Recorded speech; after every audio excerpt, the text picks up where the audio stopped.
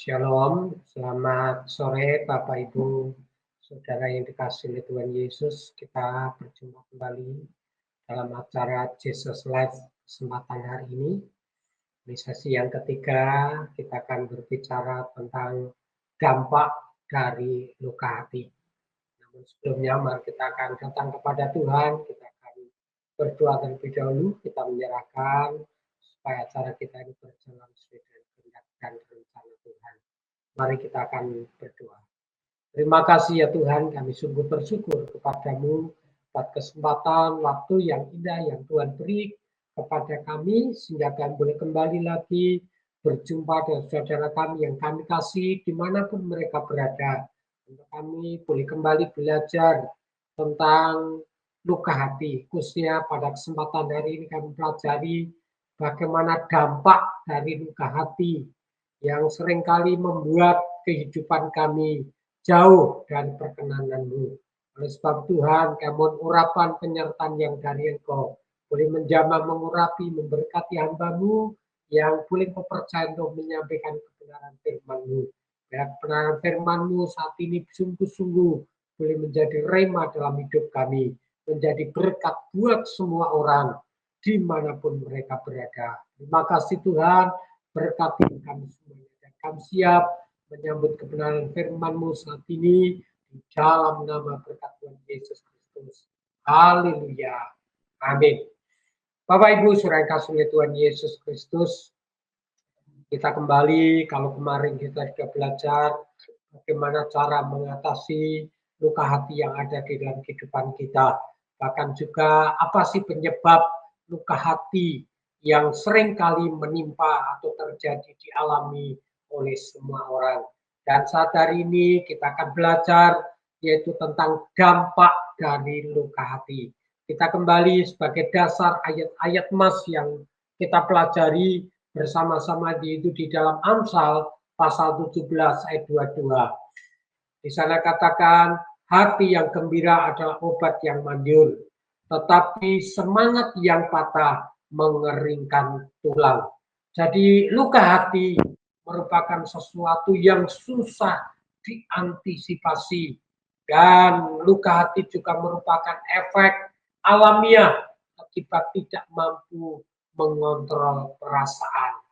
Luka hati bisa juga terbentuk saat seseorang yang disayangi pergi. Ya, luka hati juga bisa terjadi karena kita kehilangan anggota keluarga yang kita cintai untuk selama-lamanya. Atau seorang yang kita sayangi dipanggil oleh Tuhan. Luka hati juga bisa terjadi karena perceraian. Ya, serengkas Tuhan, ternyata luka hati juga bisa terjadi karena adanya cinta tak terbalas. Ya, cinta dengan seseorang yang tidak terbalaskan. Maka itu juga membuat luka hati di dalam kehidupan kita. Luka hati juga terjadi karena gagal dalam melakukan sesuatu atau masalah lain di dalam kehidupan kita.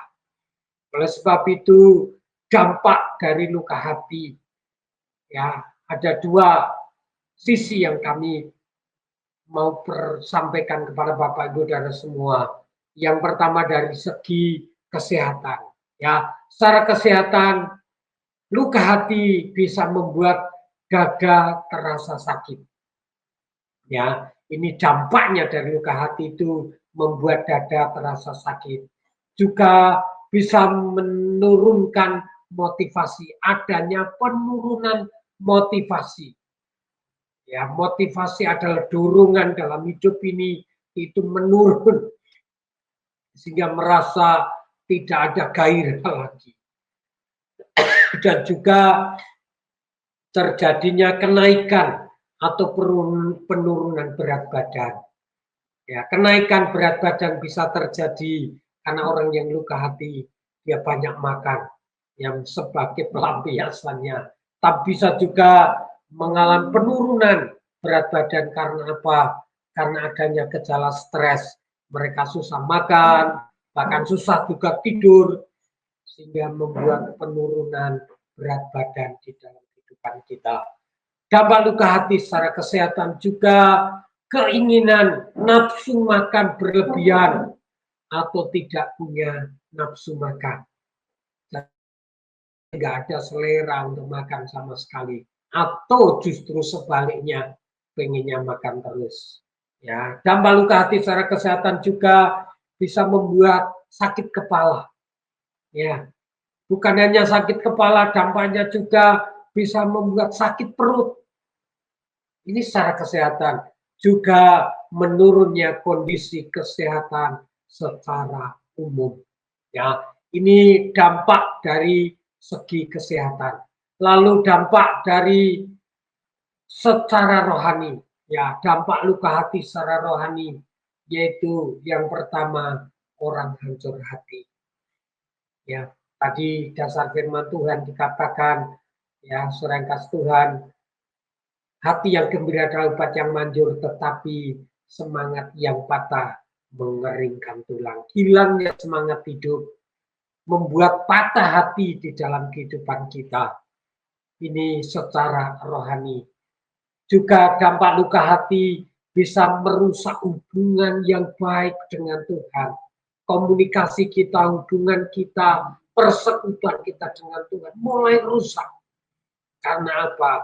Kita tidak lagi memiliki motivasi yang benar. Ini secara rohani juga tidak bisa berfungsi sebagaimana mestinya.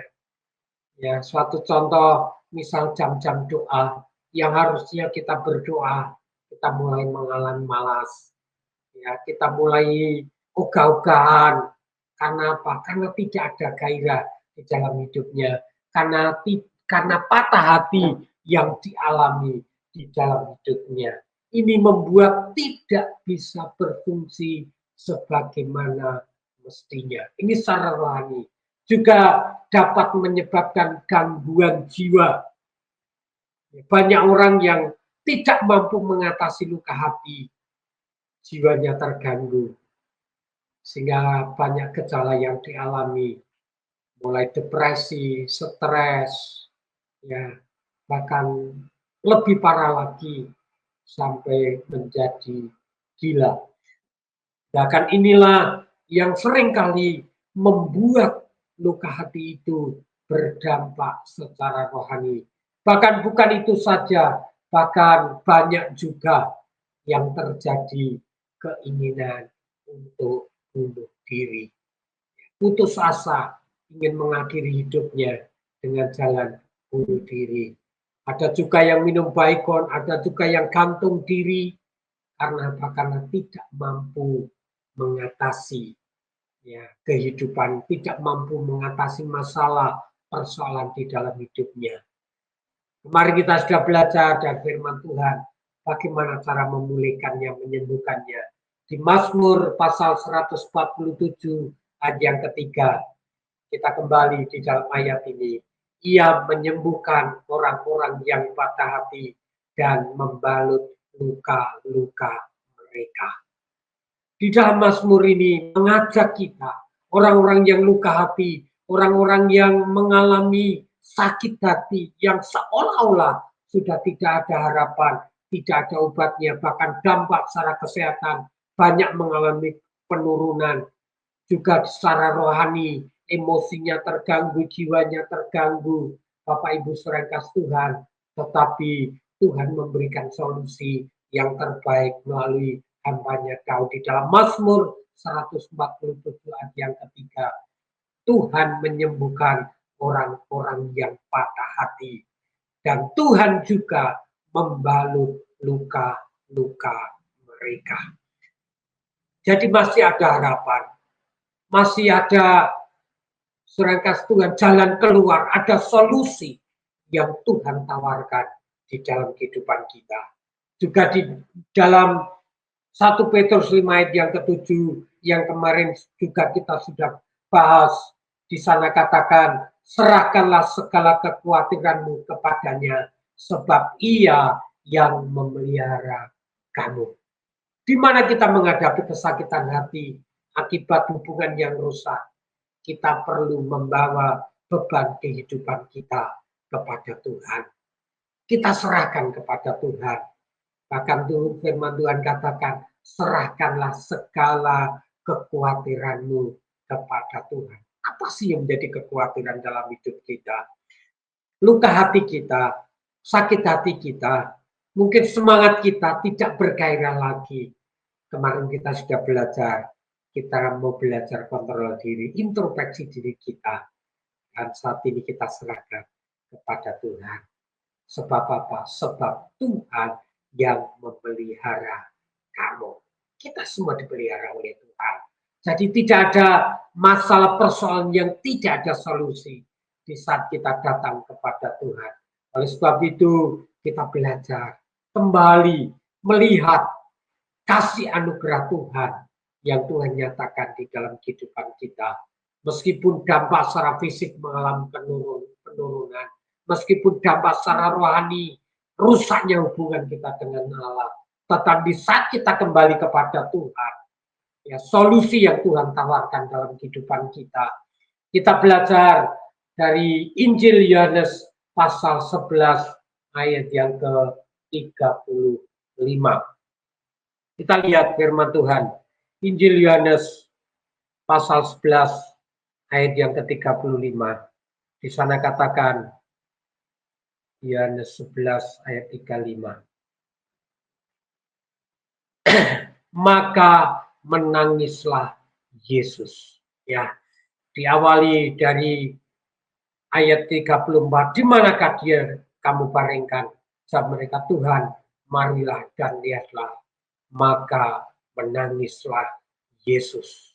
Di sini Tuhan menyatakan kasih-Nya kepada orang-orang Yahudi. Di saat melihat anak yang sudah meninggal, anak yang hatinya hancur, ya Tuhan Yesus terharu. Di situ katakan di dalam ayat yang ke-33, ketika Yesus melihat Maria menangis dan juga orang-orang Yahudi yang datang bersama-sama dia, maka maskullah hatinya. Ia sangat terharu dan berkata, di manakah dia kamu baringkan? Jawab mereka, Tuhan, marilah dan lihatlah. Maka menangislah Yesus. Hati Yesus yang luar biasa. Yesus terharu. Yesus turut merasakan apa yang sedang dialami oleh murid-muridnya.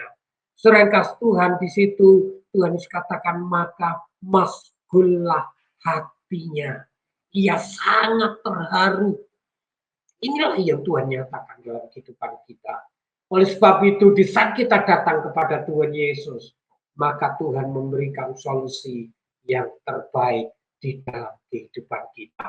Bukan hanya itu saja, Bapak Ibu. Di dalam kitab Roma, pasal yang ke-12, ayat yang 15.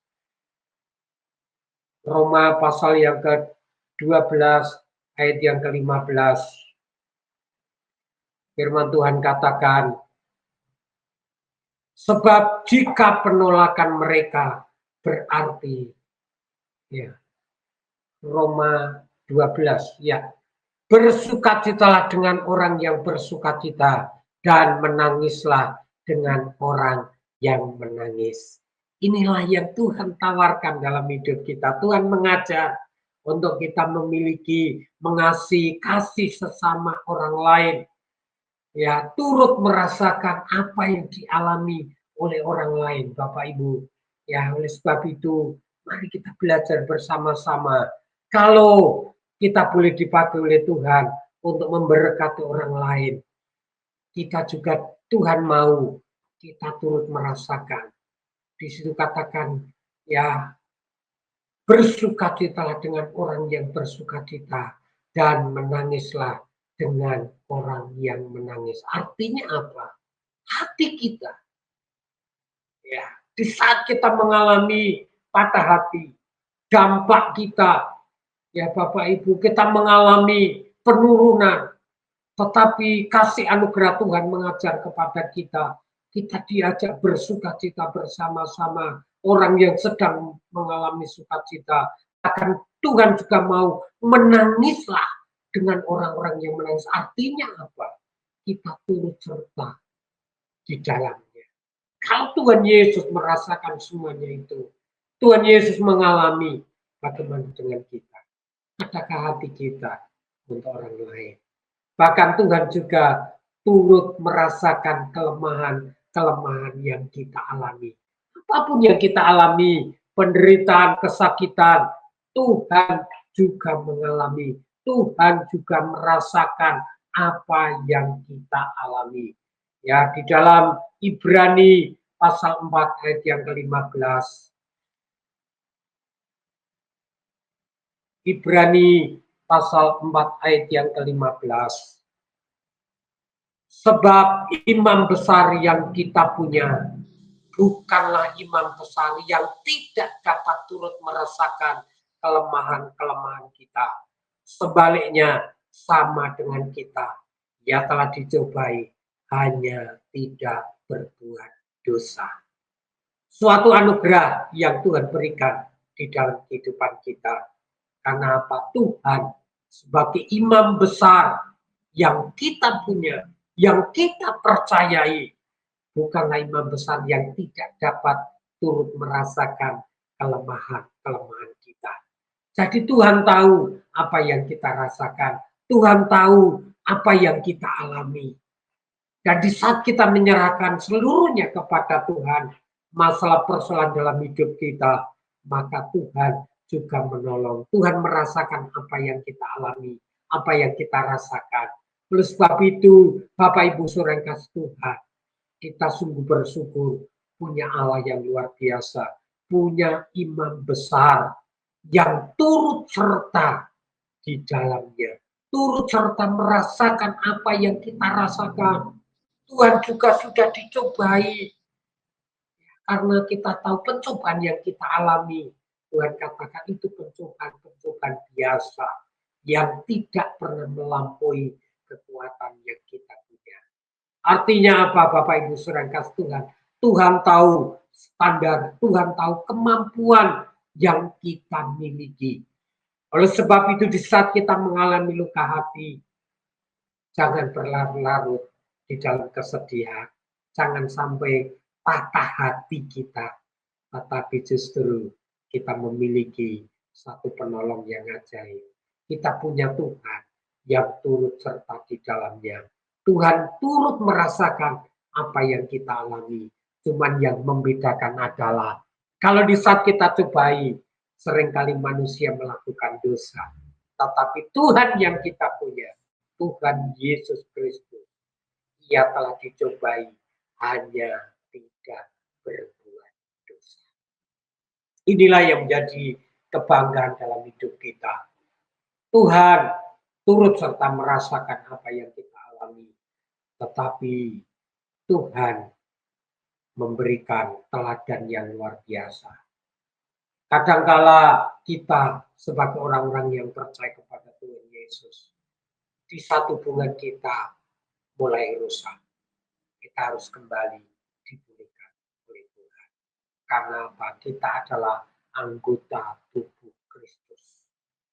Walaupun banyak, tetap merupakan satu kesatuan, satu rangkaian yang tidak bisa terpisahkan. Kalau kita sebagai anggota tubuh, Tuhan Yesus sebagai kepala kita, itu berarti Tuhan juga turut serta merasakan apa yang kita alami. Oleh sebab itu jangan khawatir. Andalkan Tuhan, percayakan kehidupan kita kepada Tuhan. Agar apa?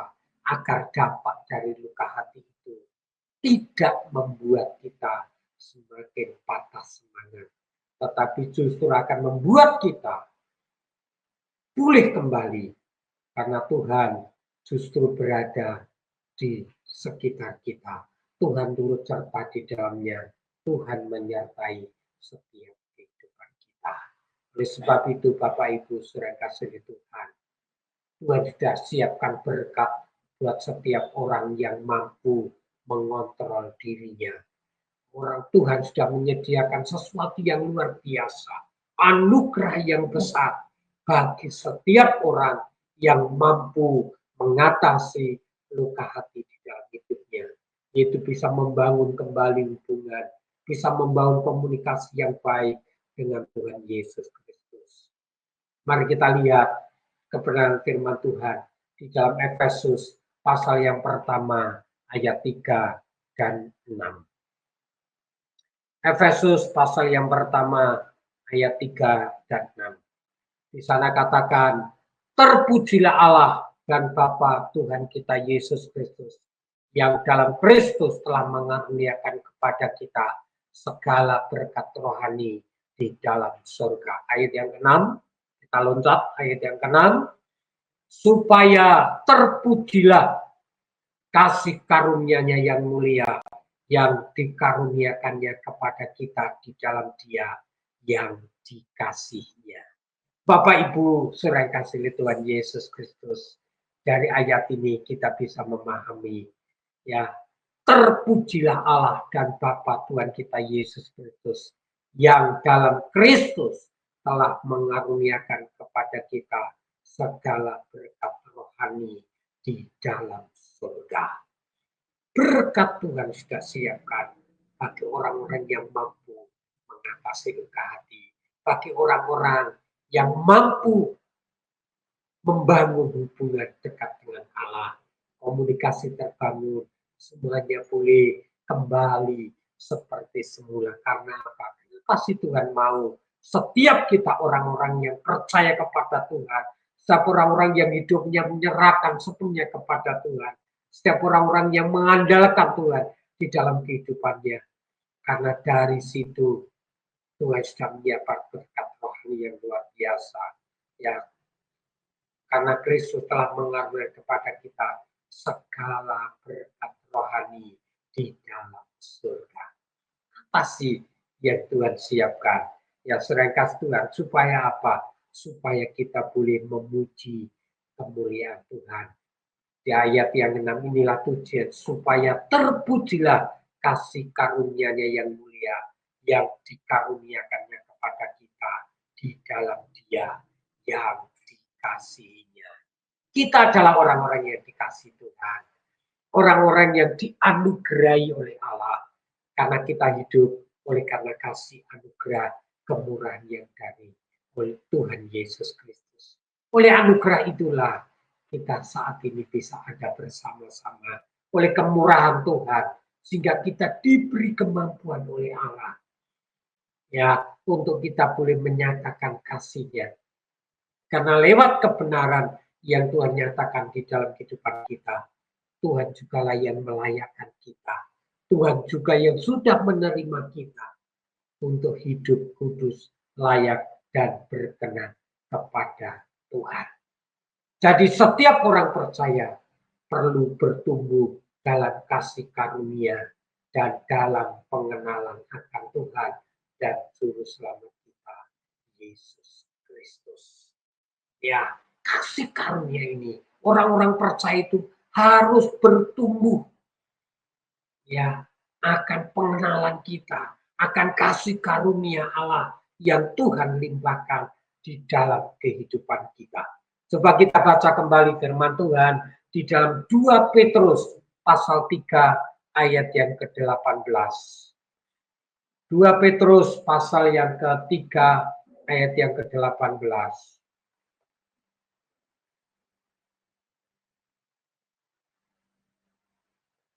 Tetapi bertumbuhlah dalam kasih karunia dan dalam pengenalan akan Tuhan dan Juru Selamat kita, Yesus Kristus. Baginya kemuliaan sekarang dan sampai selama-lamanya. Inilah yang Tuhan inginkan, Bapak Ibu, Saudara kasih oleh Tuhan Yesus Kristus. Tuhan ingin agar setiap orang yang percaya kepada Yesus Kristus, setiap orang yang sudah mendapatkan kasih karunia, setiap orang yang sudah mendapatkan anugerah yang besar, yang boleh mengampuni dosa kesalahan kita, yang sudah menyembuhkan luka hati di dalam kehidupan kita. Oleh sebab itu kita jangan berlarut-larut di dalam kesedihan, berlarut-larut dalam penderitaan yang kita alami. Justru di saat kita mengarahkan pandangan mata hati kita kepada Tuhan, kita tahu Tuhan turut serta di dalamnya. Tuhan campur tangan di dalam setiap kehidupan kita. Maka di sini kita perlu bertumbuh akan kasih karunia yang Tuhan berikan kepada kita. Tetapi bertumbuhlah dalam kasih karunia dan dalam pengenalan akan Tuhan dan Juru Selamat kita, Yesus Kristus. Ini merupakan suatu perintah yang harus kita lakukan. Bertumbuhlah kasih karunia kita. Pengenalan kita kepada Tuhan harus lebih dalam lagi.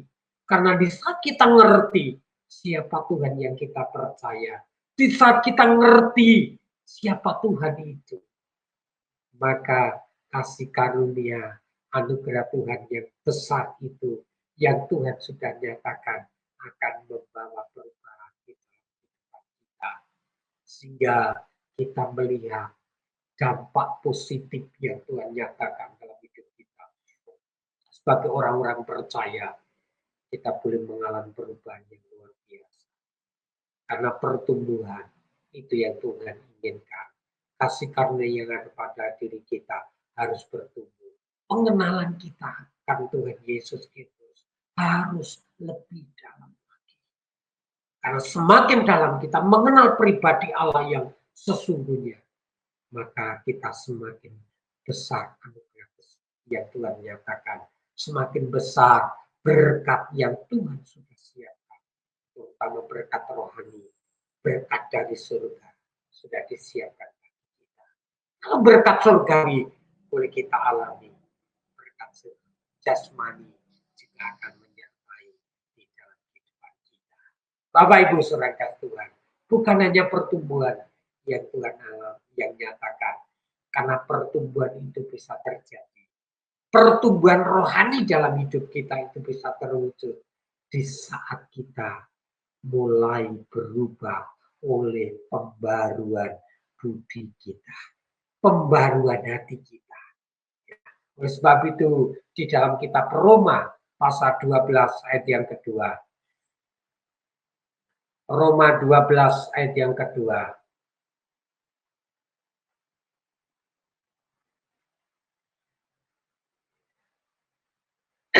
Di sana katakan, janganlah kamu menjadi serupa dengan dunia ini, tetapi berubahlah oleh pembaruan budimu, sehingga kamu dapat membedakan manakah kehendak Allah, apa yang baik, yang berkenan kepada Allah, dan yang sempurna. Bapak Ibu saudara kasih Tuhan Yesus, ya, Rasul Paulus mengingatkan kepada jemaat yang ada di Roma, dan juga saat ini kepada kita semuanya. Janganlah kamu menjadi serupa dengan dunia ini. Artinya apa? Hidup kita. Kalau kita mengalami luka hati, kita mulai mengalami putus asa. Secara dunia kita selalu nggak ada solusi. Tetapi kita ingat, Bapak Ibu, kita ini bukan milik dunia. Kita adalah miliknya Tuhan. Kita sudah ditebus, dibayar lunas oleh Allah. Oleh sebab itu, kehidupan kita di sini katakan suatu larangan yang luar biasa. Janganlah kamu menjadi serupa dengan dunia ini. Artinya apa? Jangan kita mengikuti cara-cara duniawi. Apapun pekerjaan kita, apapun tugas kita, mungkin kadangkala di saat kita mulai putus asa, banyak orang yang melakukan kesalahan, terutama orang-orang dunia. Mereka bisa menghalalkan segala cara. Gak peduli, yang penting kemauan saya terpenuhi, keinginan saya tercapai. Bukan seperti itu Bapak Ibu. Kita sebagai orang-orang yang percaya kepada Tuhan, orang-orang yang sudah ditebus, orang-orang yang sudah mendapatkan kasih karunia anugerah Tuhan yang luar biasa. Tuhan sudah bayar lunas dosa pelanggaran kita.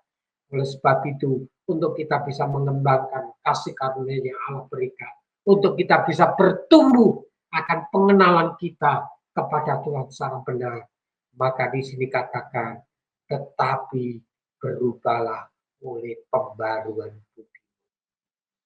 Kalau budi kita hati kita sudah diubahkan oleh Tuhan, maka saya yakin ada karunia yang besar yang Tuhan nyatakan.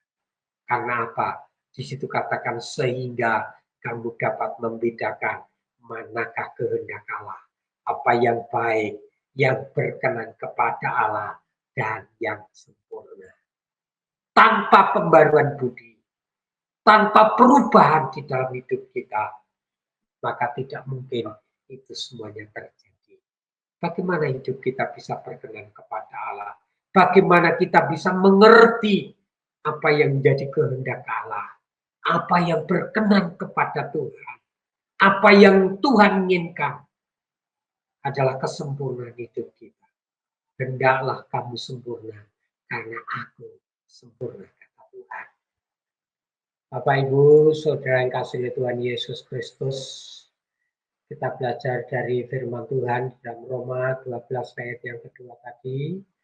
Ya, kita harus berubah oleh pembaruan budi kita. Karena tanpa pembaruan budi, maka hidup kita tidak akan pernah mengalami yang namanya lawatan Tuhan. Apalagi pertumbuhan dalam kasih karunia yang Tuhan berikan buat kita. Kita perlu memiliki pengenalan yang benar akan Tuhan. Karena di saat kita mengenal pribadi yang benar, maka kehidupan kita bisa diubahkan. Kita mengalami lawatan Tuhan yang luar biasa. Bapak Ibu yang dikasihi Tuhan Yesus Kristus, kamu menyaksikan kehidupan kami, bagaimana kami mengalami lawatan Tuhan yang luar biasa. Kehidupan kami sebelum kami mengenal Tuhan, kami adalah penganut agama Buddha. Ya, bapak saya penganut agama Buddha Kejawen, juga dukun. Namun kami bersyukur lewat kehidupan kami yang belum berkenan kepada Tuhan waktu itu, karena kehidupan kami suka merokok, ya, minum minuman keras, bahkan judi, sehingga kami harus mengalami sakit penyakit dan masuk rumah sakit. Tetapi di saat kami percaya kepada Tuhan Yesus, kami ditolong oleh Tuhan, disembuhkan oleh Tuhan, kami boleh mengandalkan Tuhan dan menyerahkan seluruh hidup kami kepada Tuhan. Apapun yang terjadi, kamu tetap iring Tuhan Yesus. Meskipun kami sempat mengalami luka hati. Karena apa? Karena kami harus diusir oleh orang tua kami, terutama bapak saya. Ya, karena bapak saya menginginkan saya lanjut kuliah di IIAB, Institut Ilmu Agama Buddha, untuk menjadi dosen, menjadi guru agama Buddha. Namun karena saya mengenal kebenaran Tuhan Yesus, akhirnya saya pilih ikut Tuhan Yesus. Dan saya diusir dari rumah. Ya, kata bapak saya, kalau orang Jawa katakan, hidup-hidup kehilangan doksidi. Artinya apa? Lebih baik kehilangan anak satu karena tidak nurut sama orang tua. Tapi itu kami terima, Bapak Ibu Saudara kasih Tuhan, dan kami ambil keputusan. Ternyata keputusan itu tidak salah. Kamu ikut Yesus dan kamu diproses, dibentuk untuk masuk di sebuah sekolah teologi. Ya, di sana kami diproses dan memang proses itu tidak enak. Awalnya kami punya pemikiran, ya sudah saya ikut sekolah teologi, pikir saya karena pendeta saya yang membiayai. Tetapi ternyata tidak. Ya, kami diizinkan oleh Tuhan mengalami ya masalah persoalan.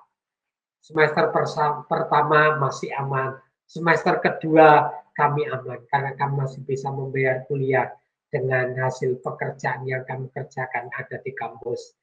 Ya, kami bekerja di kampus itu potong rumput yang waktu itu 1 jam dihargai Rp750. Kalau kerja di mebel 1 jam Rp500. Kalau panjat pohon kelapa 1 jam 1.000. Dan setiap di saat ada jam kuliah kosong, kami manfaatkan untuk bekerja. Setiap minggu kami lakukan itu. Namun itu tidak cukup membiayai biaya kuliah kami. Dan akhirnya mendekati akhir semester 3, ya kami diuji oleh Tuhan. Kami mendapatkan tantangan cukup berat. Kami mendapatkan tawaran ya sebuah donatur yang cukup besar. Dia berjanji akan membiayai kuliah saya kalau saya mau pindah kuliah dari tempat itu. Ya, uang saku disiapkan. Secara manusia tergiur. Namun apa yang terjadi? Kami ambil waktu semalam tidak tidur. Kami berdoa berlutut di hadapan Tuhan.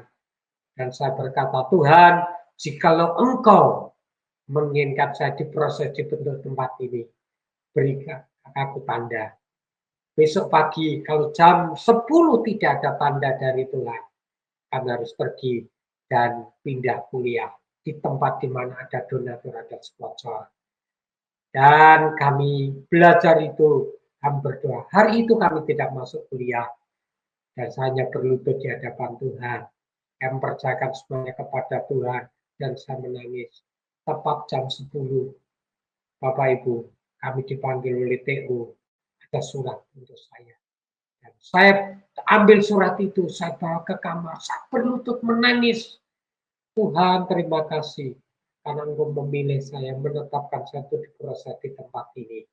Dan apa yang terjadi kami buka surat itu, ada angka nominal 35.000. Ada seorang hamba Tuhan yang membantu kami per bulan 35.000 untuk biaya kuliah saya. Dan kami bersyukur kami boleh jalan di kuliah dengan baik. Kami tetap bekerja. Kami setiap Sabtu dan Minggu kami akan melayani. Tapi pada waktu semester 6 kami harus KKN. Dan kami kembali ke gereja kami. Dan dari organisasi kami dipercaya untuk melayani sebuah gereja. Dan disitu katakan, kamu nanti akan menjadi gembala di tempat ini. Itu tantangan yang berat buat saya. Dan akhirnya saya berdoa sama Tuhan, kalau Engkau mau, Tuhan izinkan, saya mau ambil pelayanan ini. Kami tidak mau lanjutkan kuliah lagi. Saya kasih Tuhan dan akhirnya kami sudah D3 waktu itu.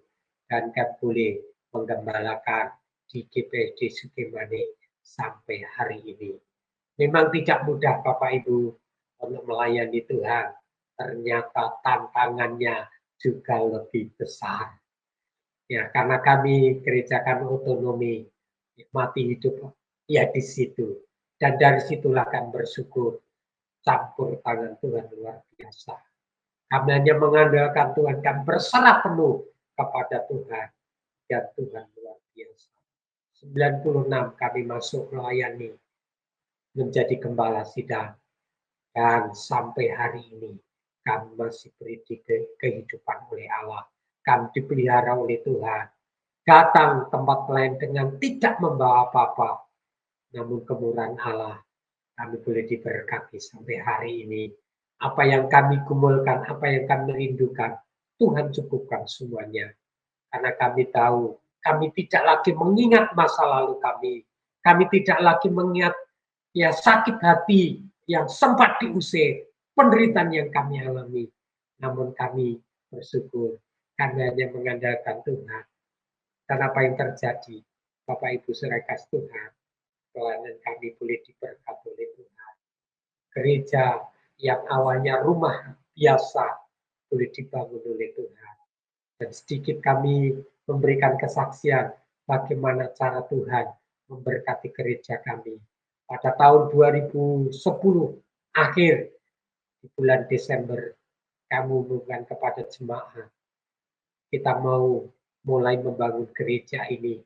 2011 awal kita bangun dengan pasang fondasi, dana yang kita butuhkan 2 juta. Pada waktu itu kas saya tanya di gereja ada 800.000. Dan saudara, apa yang terjadi?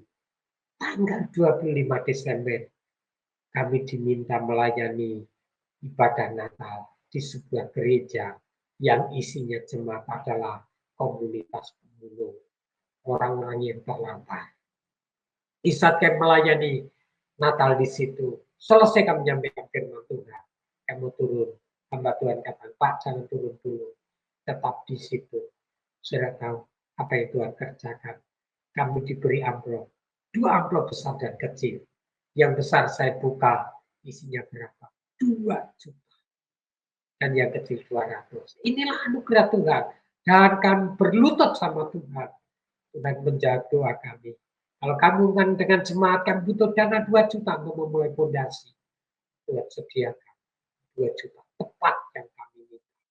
Dan sudah tahu setelah kami kerjakan, ya kami nggak tahu bagaimana cara Tuhan memelihara memberkati pembangunan gereja kami itu sampai setengah temboknya. Dan kami sudah kehabisan dana, kami tidak punya dana lagi.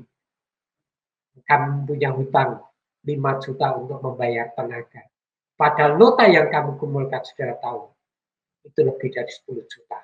Uang yang kami belanjakan. Dan kami tidak tahu dari mana asalnya. Dan waktu itu kami sepakat dengan istri, saya katakan, Bu, sepeda motor kita jual.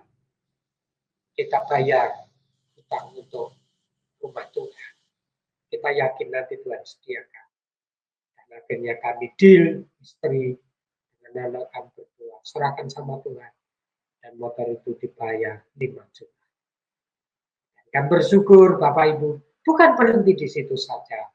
1 tahun kemudian kami rindu untuk melanjutkan. Kami diberkati sebuah mobil waktu itu. Ya, mobil kami Zebra 91. Secara manusia, ya berat buat saya ya, untuk memelihara. Di saat kami pakai sering macet. Dan kami coba mau jual. Saya tahu penawaran berapa? 7 juta. Itu sudah mentok. Dan malam itu juga kami ngomong sama istriku, kita berdoa, kalau mobil ini laku 12 juta, jangan ambil sepeser pun uangnya. Kita serahkan kepada Tuhan untuk melanjutkan pembangunan Tuhan. Malam hari ini kita sepakat berdoa. Apa yang terjadi pagi hari, ada orang datang. Dia langsung menawar 11.500.000. Dan saya katakan, Pak, kalau Bapak mau 12 juta, silakan ambil. Kalau Bapak nggak mau, belakang Bapak ada yang sudah mengantri untuk membeli mobil ini. Dan dia katakan, Pak, beri waktu saya 10 sampai jam 10. Dan saya tunggu, saya katakan, 1 hari ini buat Bapak. Dan apa yang terjadi? Dia bayar 12 juta. Dan paginya kami langsung lanjutkan pembangunan rumah Tuhan. Sehingga gereja kami boleh terbangun. Karena apa? Karena kami memandang Tuhan. Kami menyerahkan seluruh kehidupan kami. Di saat kita belajar mengutamakan Tuhan, maka Tuhan yang bekerja di dalam kehidupan kita. Masih banyak hal yang Tuhan nyatakan dalam kehidupan kami. Sampai rumah Tuhan kami terbangun.